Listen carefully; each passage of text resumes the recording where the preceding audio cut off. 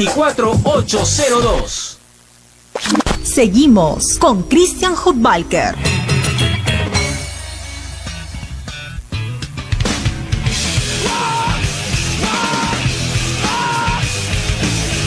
Bien amigos, 8:35, seguimos aquí en Radio Capital, donde tu opinión importa. A ver, un tema vinculado a educación, importantísimo, porque obviamente por, digamos, los fenómenos climáticos que hemos estado viviendo, se han perdido muchas horas de clase, y ahora viene justamente el tema de si es que se van a recuperar, cómo se van a recuperar, y una primera decisión sería recuperar las clases en las vacaciones de julio. ¿Esto tiene sentido? ¿Se trata únicamente de un tema numérico? Es decir, se perdieron tantas horas de clase, hay que recuperarlas entonces dándole 2 horas todos los sábados, 2 horas domingos. ¿Cómo funciona este tema? Si es que finalmente lo que se quiere es eso, que los chicos no aprendan. Para conversar al respecto estamos con León Trachtenberg, especialista en educación. León Trachtenberg, muy buenas noches, gracias por estar con nosotros.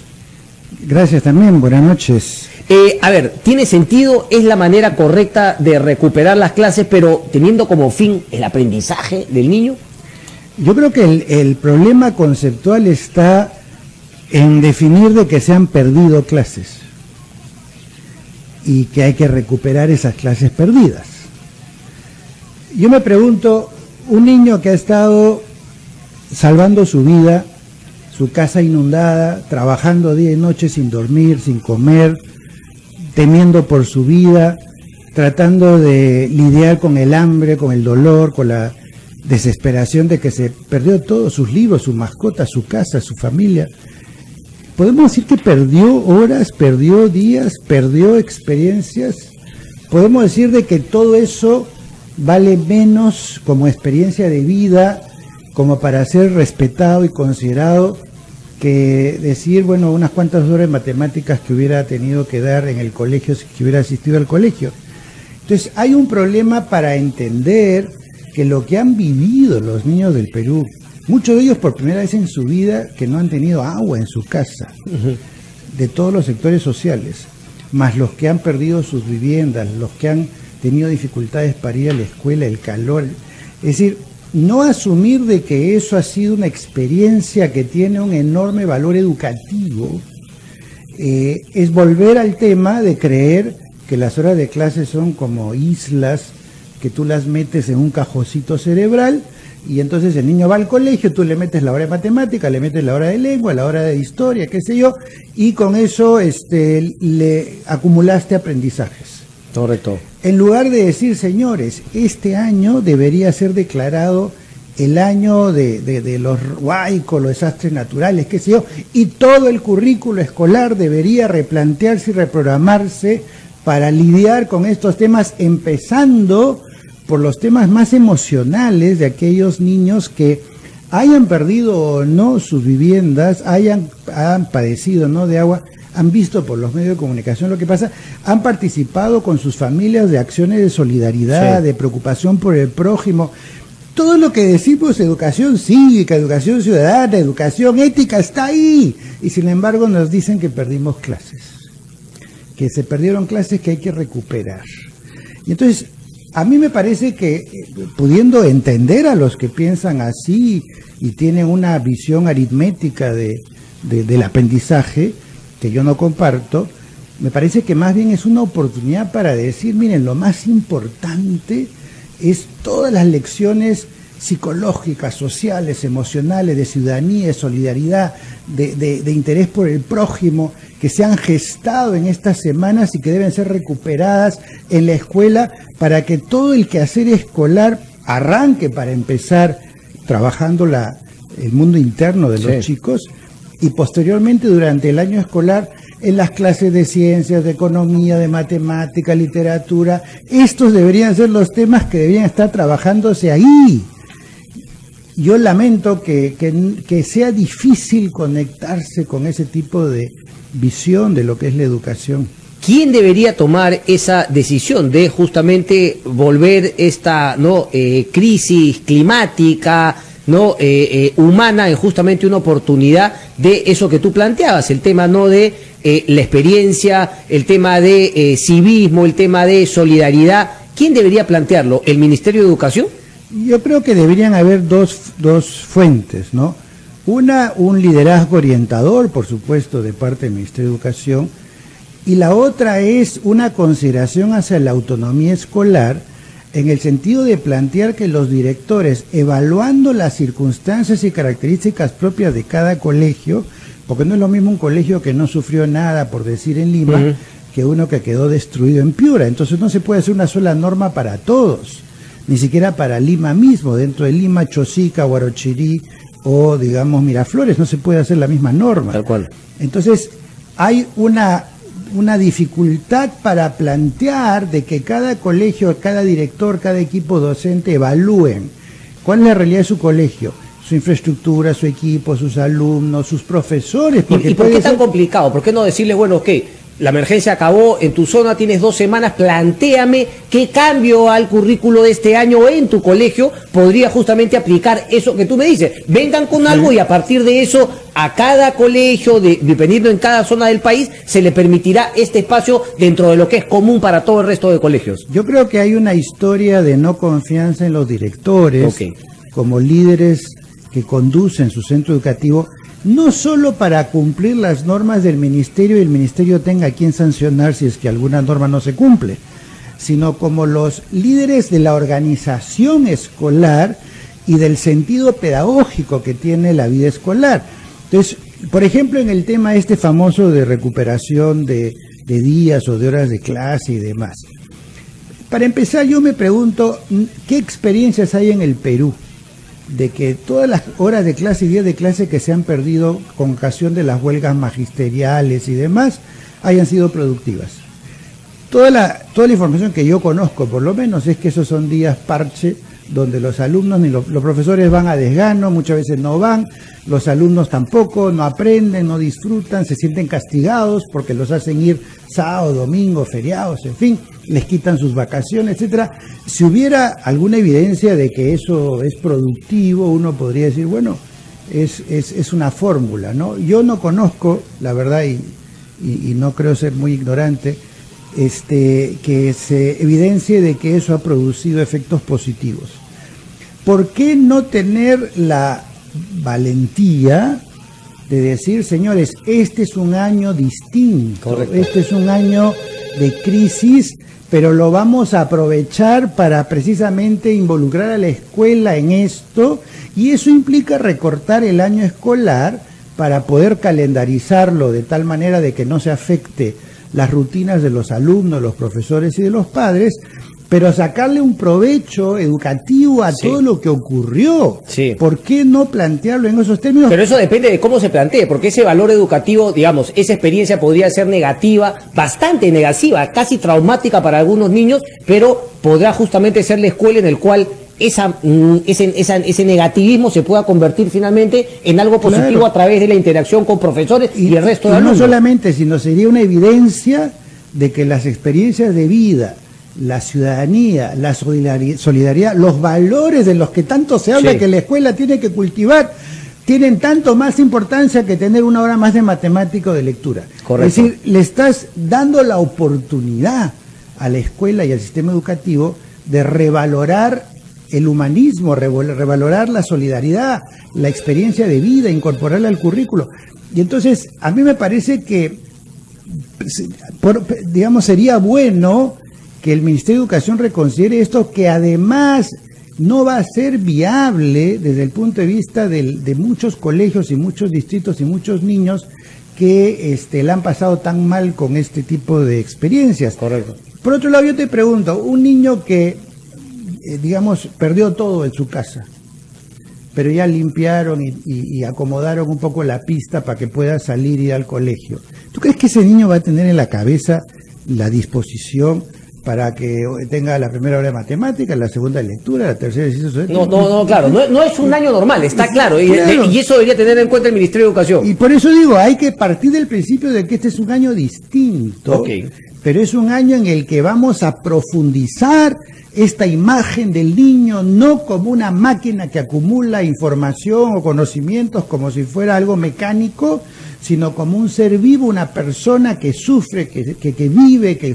es solidaria, que es generosa, que le duele, que tiene que que participar de las desgracias de su comunidad, hacer algo al respecto y meter eso en la vida escolar. Ahora, de por sí no es una locura quitarles las vacaciones de julio para irlos a hacer, o sea, estoy de acuerdo con lo que tú dices, pero además las vacaciones de julio, ok, van a tener colegio, o sea, me parece que no tiene sentido, es como también castigarlos, otro castigo además del castigo que la naturaleza les propinó. Mira, si a ti te gusta tocar guitarra y solamente te dan 1 hora, vas a reclamar, ¿por qué no me dan 3? Sí.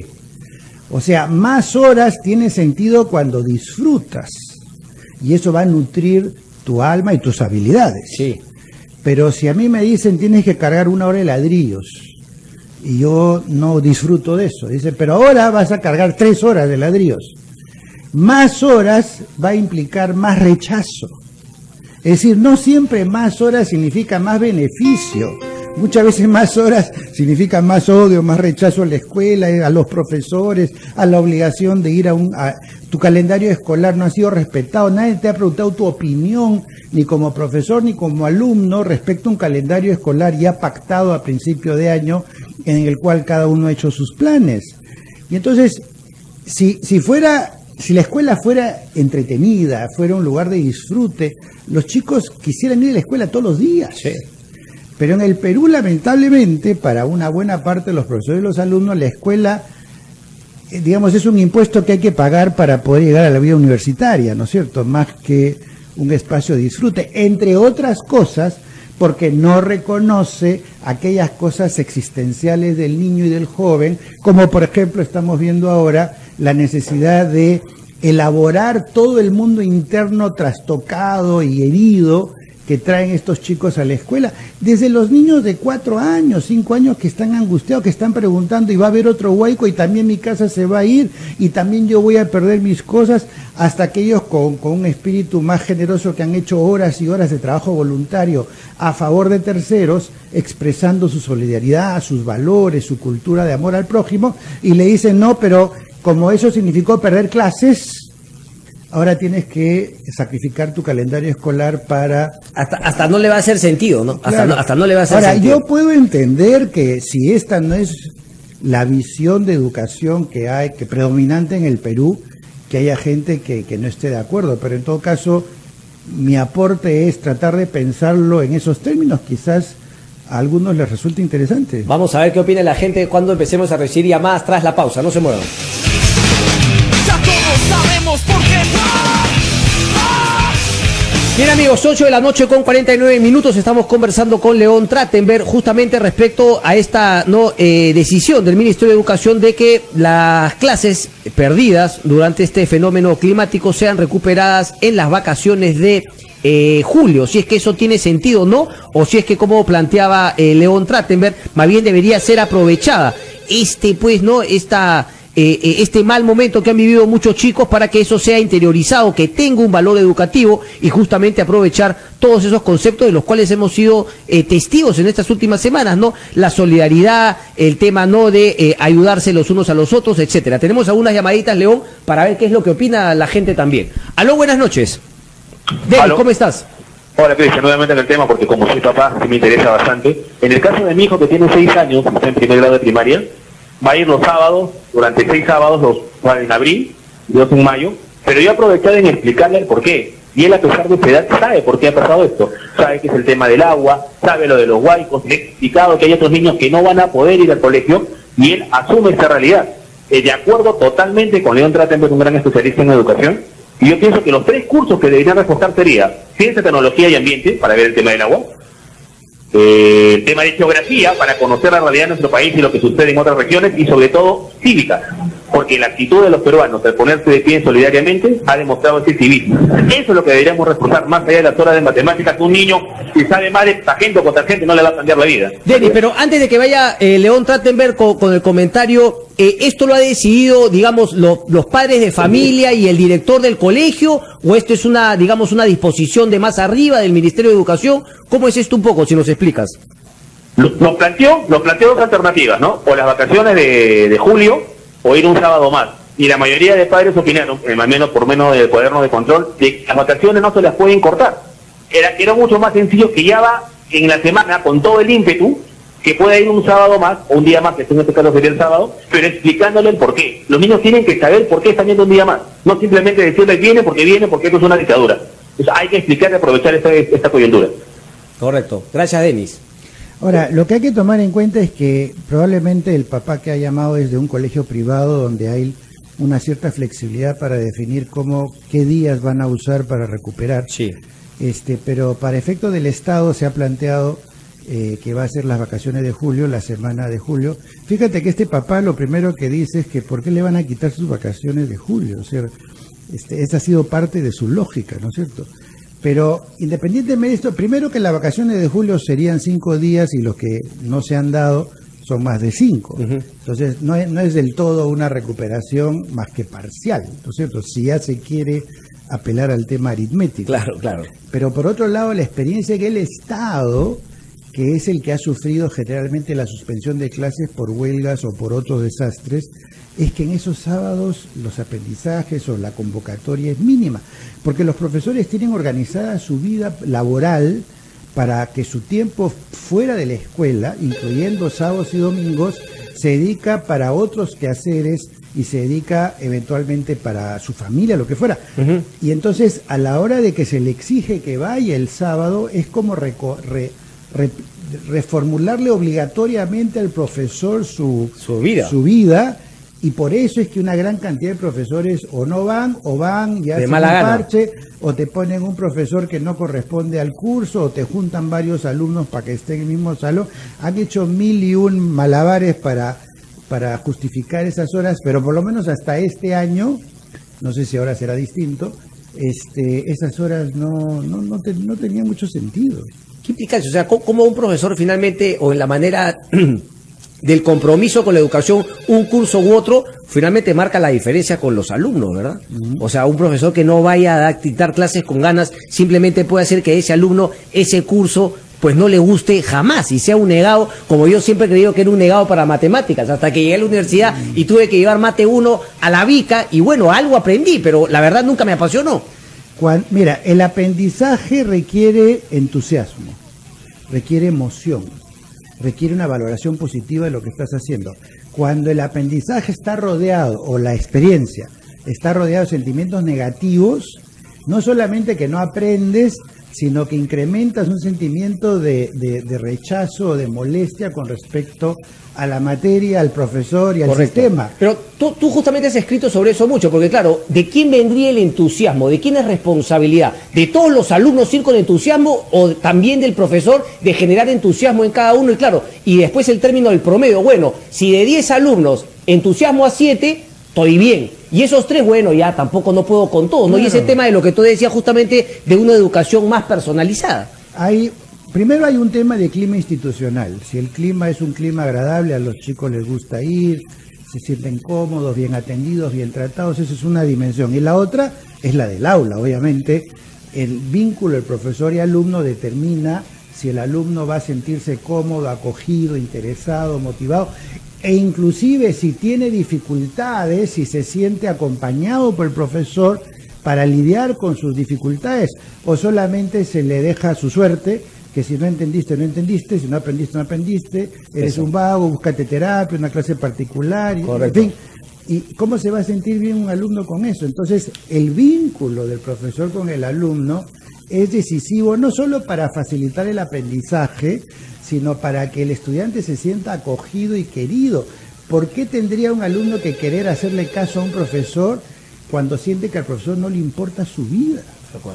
Tenemos a César, Mauricio y Carlos. Vamos rapidito con ellos 3 y después con los comentarios de León Trachtenberg. César, ¿cómo estás?